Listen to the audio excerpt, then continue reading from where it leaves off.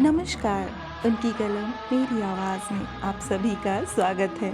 आइए सुनते हैं कहानी आस्था के आयाम, जिसे लिखा है हमारी चहेती लेखिका मालती जोशी जी ने। गैस पर चाय चढ़ाते हुए सोच ही रही थी कि आज मेरे लक्ष्मण जी को भैया भाभी की याद कैसे आ गई। नहीं तो 6-6 महीने इधर का रुख नहीं करते। हारी बीमारी में बुलाते भी हैं तो 100-100 एहसान जता कर आते हैं। आज अचानक क्या हो गया? तभी विभा भीतर आई। जीजी, क्या हो रहा है? जीजी, अब तुम कितने दिन तक चूल्हे में खटती रहोगी? जल्दी से एक बहू ले आओ। तुम्हारे बेटे को कोई पसंद तो आए। तो क्या अभी कहीं बात पक्की नहीं हुई है? उसने आंखें सिकोड़कर पूछा। बात पक्की होती तो तुम्हें पता नहीं चलता। वह सोच में पड़ गई। मैं जानती थी अपनी उत्सुकता को वह अधिक समय तक दबा नहीं पाएगी। बोल ही पड़ी। मैंने तो सुना था कि शंकर बाग वाले प्रसाद जी के यहाँ आपने हाँ कर दी है। हाँ, मैंने उदासीन भाव से कहा। धीरू को वह लड़की ठीक लगी है। बस, तो बात पक्की ही तो हुई जीजी। लड़के की पसंद ही तो आपकी आखिरी शर्त थी। दान दहेज तो आपको कुछ लेना नहीं है। इस विषय को वहीं समाप्त करने के लिए मैंने उसे चाय की ट्रे पकड़ाई और कहा, चल बाहर चल, मैं नाश्ते की प्लेटें लेकर आती हूँ। बाहर आकर पता चला जिस विषय को मैंने समाप्त करना चाहा था वह तो बैठक में भी चल रहा है। मुझे देखते ही श्रीमान जी बोले, ये नरेश देखो क्या कह रहा है। भाभी, इतने अच्छे अच्छे रिश्ते आ रहे थे, आपको यहीं हाँ करनी थी। हमारे ही हाँ करने की बात होती तो हम साल भर पहले धीरेन्द्र की शादी कर चुके होते। बात तो उसकी हाँ पर अटकी थी। उसने हाँ कर दी। उसे क्या अक्ल है भाभी, वह तो बच्चा है। लड़की देखने से पहले आपको सब अता पता कर लेना चाहिए था। बताइए, लड़की के पिता के बारे में आप क्या जानते हैं? वो शायद यूपी में कहीं फॉरेस्ट डिपार्टमेंट में हैं। प्रसाद जी ने तो यही बताया था। ये बोले, आपसे कभी मुलाकात हुई? हो जाएगी, अभी तो बात शुरू ही हुई है। नहीं होगी भाभी, मुलाकात नहीं होगी, क्योंकि पिछले 10-12 साल से उनके संबंध टूट चुके हैं। यह उनकी आपस की बात है, हमें क्या करना है? कमाल करती हो, ये चिल्लाए। करना कैसे नहीं है? अगर वो जिंदा ही नहीं होते तो और बात थी, पर अगर वो हैं तो हमें उनसे सरोकार है। चाहिए तो यह था कि प्रसाद जी पहले ही सारी बातें खोलकर कह देते। वो क्या पागल हैं भैया? पहले उन्होंने आपको इम्प्रेस किया, फिर लड़के को बस में किया। अब धीरे से अपनी बात कह देंगे और ऐसे वक्त कहेंगे जब आप कुछ नहीं कर पाएंगे। इतना बेवकूफ़ भी मैं नहीं हूँ, इन्होंने झल्ला कर कहा। आग लगाकर वे दोनों तो अपनी राह चले गए। हम दोनों बैठकर अपने में उफनते रहे। मुझे उन लोगों पर इतना गुस्सा आ रहा था, बस यही कहने के लिए इतनी दूर से आए थे। सच तो यह है कि विभा जल गई होगी। अपने रूप पर बड़ा नाज था उसे। उससे बढ़कर कोई इस घर में आए, यह वह कैसे बर्दाश्त कर पाती? पर ये मुझी पर बिगड़ रहे थे। पागलों की सी बातें मत करो। क्या सिर्फ इसलिए इतना सारा पेट्रोल फूंककर वे यहाँ तक आए थे? वे क्या हमारे दुश्मन हैं? नरेश सच कह रहा था। यह वाकई प्रसाद जी की चाल थी। वे पहले हमें इतना अभिभूत कर देना चाहते हैं कि हम उनके बहनोई के बारे में भूल ही जाएं। वैसे यह बात बिल्कुल झूठ भी नहीं थी। हम लोग सचमुच लड़की के मामा से रौब खा गए थे। वे 10 बार गाड़ी लेकर हमारे दरवाजे आए थे। अच्छा हुआ जो लड़की देखने भी हम उन्हीं की गाड़ी में गए। स्कूटर पर तो वहाँ जाते शर्म ही आती।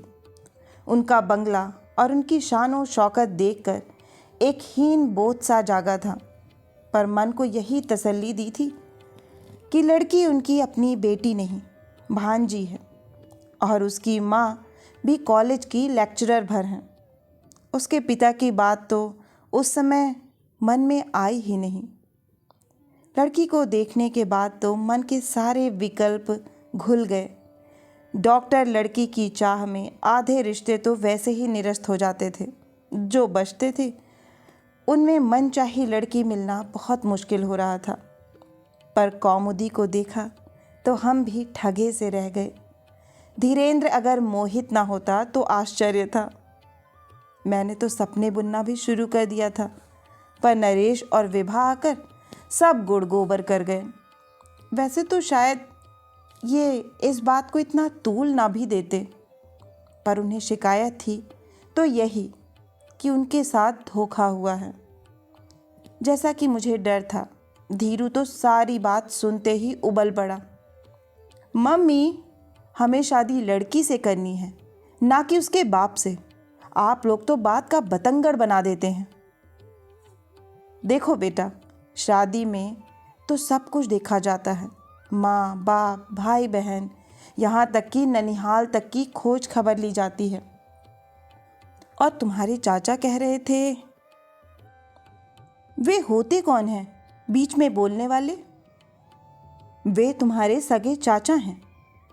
इन्होंने एक एक शब्द पर जोर देते हुए कहा।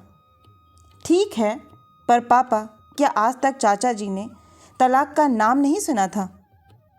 क्या तलाकशुदा माँ बाप के बच्चों की शादी नहीं होती? होती होगी, पर क्या उस पुण्य कार्य के लिए हम ही रह गए हैं? देखो बेटा, ज़रा ठंडे दिमाग से काम लो। तलाक शब्द चाहे जितना जाना पहचाना हो, पर यह केवल एक शब्द नहीं है, एक प्रक्रिया है, एक स्थिति है जो अभी उतनी आम नहीं है। इसके साथ 100 प्रश्न जुड़े होते हैं। तलाक क्यों हुआ? किसकी गलती से हुआ? इसका बच्चों पर क्या प्रभाव पड़ा?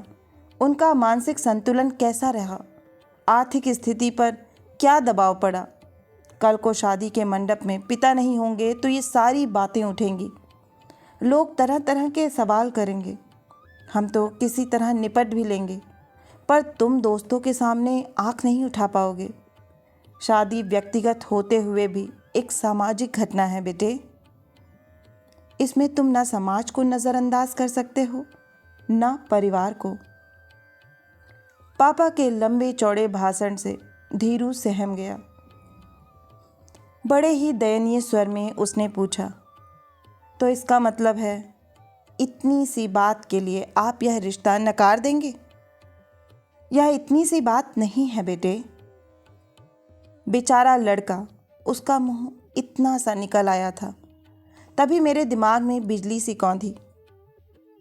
सुनिए, मैंने उमगते हुए कहा, एक काम करते हैं, उनसे कहेंगे कि आपके जो भी झगड़े हों घर में रहने दें, बस शादी भर के लिए उन्हें बुला लें। सबका मुंह बंद हो जाएगा। कहने भर से ही वे आ जाएंगे। क्यों नहीं आएंगे? बेटी की शादी देखने का चाव तो हर बाप को होता है। तुम भी बस एक ही हो। हिंदी पिक्चरें देख देख कर तुम्हारा दिमाग खराब हो गया है। अब इस बात का कोई क्या जवाब दे? इन्होंने तो एक तरह से बात खत्म ही कर दी थी, पर मैंने हार नहीं मानी। चुपचाप उन लोगों को फ़ोन कर दिया कि आकर मिल लें। वे लोग भी जैसे हमारे निमंत्रण की बात ही जोह रहे थे। दूसरे ही दिन दोनों भाई बहन आ पहुँचे। इन्होंने ढंग से नमस्ते का जवाब भी नहीं दिया। उन पर तो थोड़ी नाराज़गी थी ही, असली गुस्सा मुझ पर था। मैंने उन्हें भनक भी नहीं लगने दी थी, इसलिए इस अप्रत्याशित भेंटावार्ता के लिए वे तैयार नहीं कर पाए थे। उन लोगों ने समझा कि अब हम लड़के वाले हो गए हैं, इसलिए लटके झटके दिखा रहे हैं। फ़ौरन उन्होंने उस सामान की फेहरिस्त भी निकाली जो वे लड़की को देने जा रहे थे। फिर उन्होंने जनवासे की बुकिंग के बारे में बताया, रिसेप्शन का मीनू पढ़कर सुनाया। फिर बताया कि बारात के लिए 4 घोड़ों की शानदार बग्घी वे तय कर आए हैं। वैसे धीरेंद्र जी अगर कार में आना पसंद करते हो तो वह इंतज़ाम भी हो जाएगा। अपने उत्साह में वे शायद भूल ही गए कि लड़के को मंडप तक पहुंचाने की व्यवस्था का दायित्व हम पर है।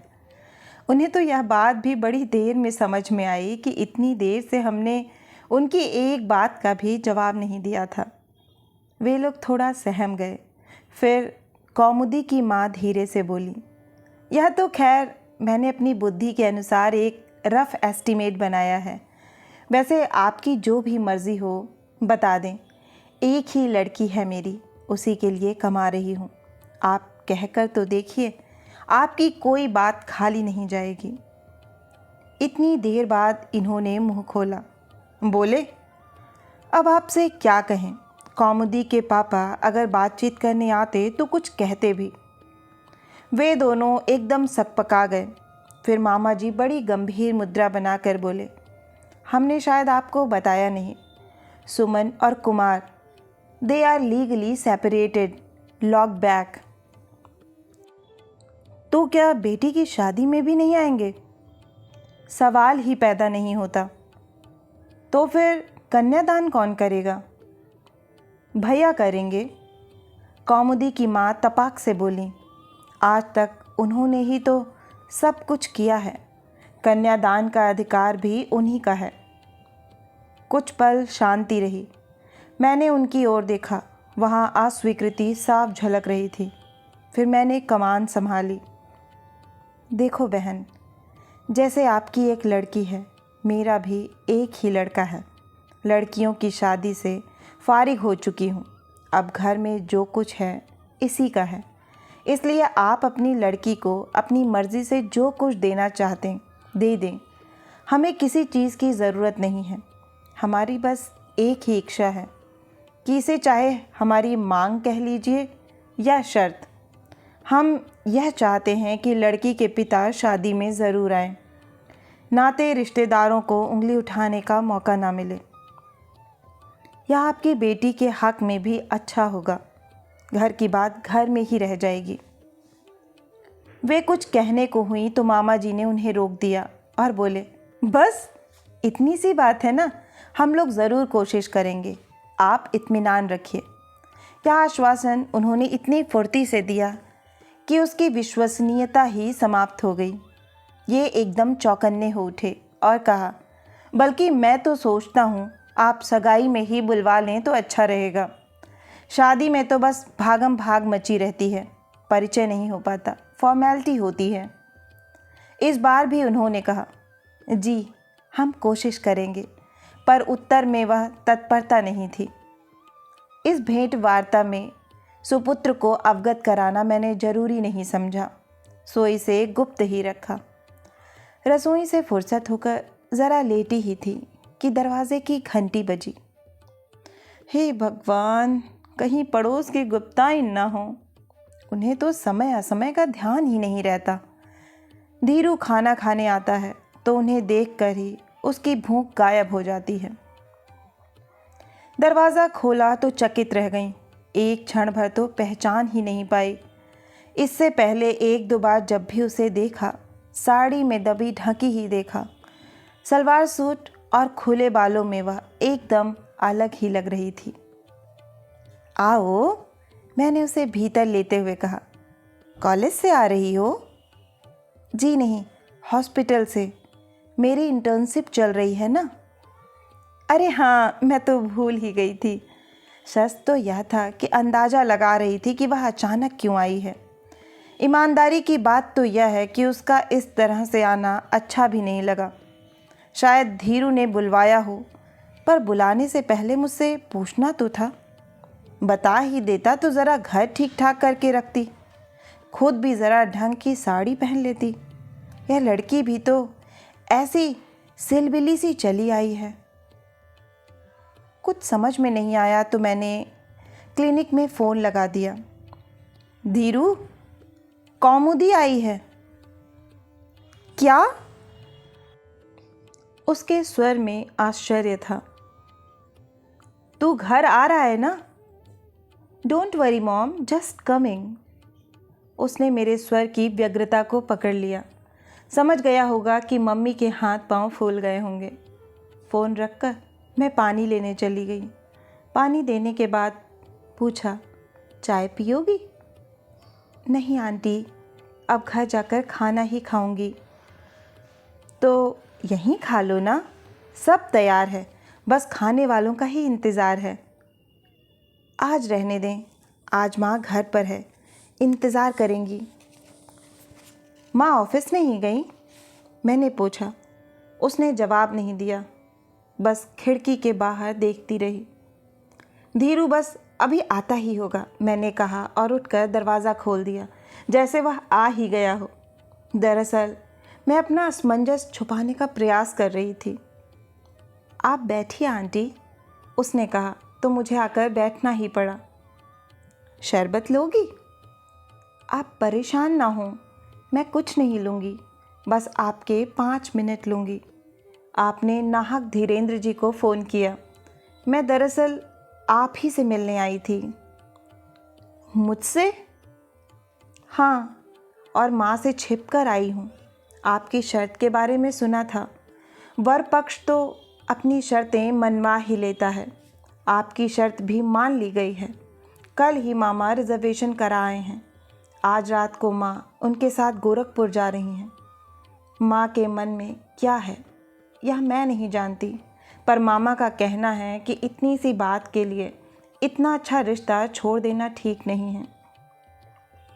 पर आंटी जी, यह इतनी सी बात नहीं है और इसीलिए आपकी शर्त मुझे मंजूर नहीं है। मैं सन्न रह गई। आप तो सारा इतिहास नहीं जानती, आप तो केवल लोकाचार जानती हैं। आप तो यह मानती हैं कि बेटी के बाप का शादी में होना बहुत ज़रूरी है, लेकिन आपको यह कहाँ मालूम है कि इसी बाप ने हम दोनों माँ बेटी को आधी रात घर से निकाल दिया था। वह रात हमने पड़ोसियों के यहाँ बिताई थी। उन्हीं लोगों ने टिकट का बंदोबस्त करके हमें गाड़ी पर चढ़ाया था।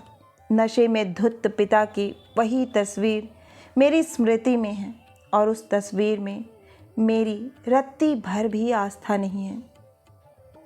घर से क्यों निकाल दिया था? मैंने बड़े संकोच के साथ पूछ ही लिया। आप तो जानती हैं, दौलत के साथ 100 ऐब जुड़े होते हैं। ऊपर से अफसरी भी थी। माँ बेचारी चुपचाप सब सहन करती थी। सहन करना तो हमें घुट्टी में ही पिलाया जाता है ना। लेकिन जब वह रासलीला घर में ही शुरू हो गई तो माँ के लिए सब्र करना कठिन हो गया। माँ ने पापा को फटकारा कि मेरा ना सही, अपनी बेटी का तो ख्याल रखो। वह भी अब सब समझने बूझने लगी है। बस माँ की इसी गुस्ताखी पर उसे देश निकाला दे दिया गया। पिछले 14 वर्षों से माँ यह वनवास भोग रही हैं।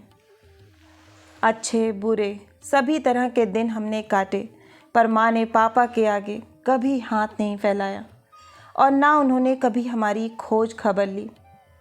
आज पहली बार माँ उनके दरवाजे पर जा रही हैं। इसके बावजूद वे आएंगे या नहीं मैं नहीं जानती, पर उनका अहंकार ज़रूर तुष्ट होगा। जिस आत्मसम्मान के साथ माँ इतने दिनों तक तन कर खड़ी थी, वह टूट जाएगा। इसके बाद जिएंगी कैसे? मैं अपने स्वार्थ के लिए उन्हें अपमानित नहीं कर सकती। जिस दिलेरी से उन्होंने मुझे पाला है उसकी आप कल्पना भी नहीं कर सकती, इसलिए दाद भी नहीं दे पाएंगी, पर मैं तो उसकी उपेक्षा नहीं कर सकती ना। मैं चुप थी, क्या बोलती।